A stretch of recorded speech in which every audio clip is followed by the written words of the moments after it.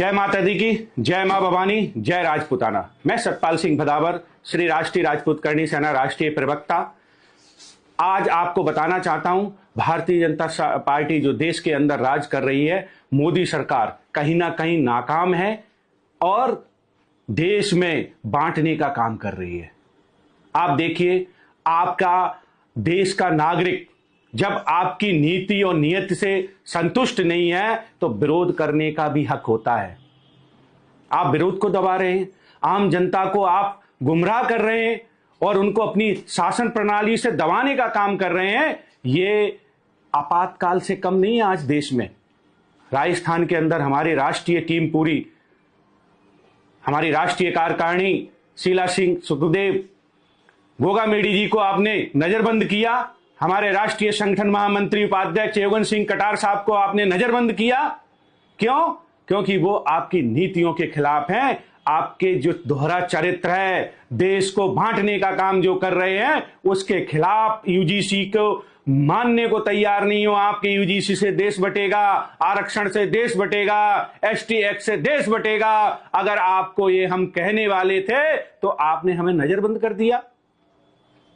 आपकी वजह से देश कहां पहुंच गया है, आज किस काल में पहुंच गया है। आपको पता है, बेरोजगारी चरम पर है। सेना के जवान आज 4 साल की जो योजना ले आए, इन सबको विपक्ष के तौर पे हम संगठन पूरी ताकत से आपका विरोध करेंगे, मगर नजरबंद करने से ये सिद्ध होता है आप विफल हैं, असफल हैं। राजनीति में आपका दोहरा चरित्र बताता है भारतीय जनता पार्टी का डूबता हुआ सूरज, कहते हैं ना, अस्त हो रहा है।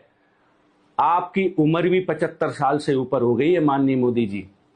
आप गद्दी छोड़ो और आप जाके अपना भजन करिए, क्योंकि देश को एक सशक्त मजबूत प्रधानमंत्री चाहिए। आप कहीं ना कहीं विदेशी ताकतों के हाथ में कमजोर प्रधानमंत्री साबित हो रहे हो। आम जनता को बोलने का मौका नहीं दे रहे हो, संगठनों को अपनी बात रखने का मौका नहीं दे रहे हो। करणी सेना से जब भी जब टकराने थे तो दादा सुखदेव सिंह ने एक नारा दिया था। 3 राज्यों में चले गए थे आप, मध्य प्रदेश, राजस्थान, छत्तीसगढ़।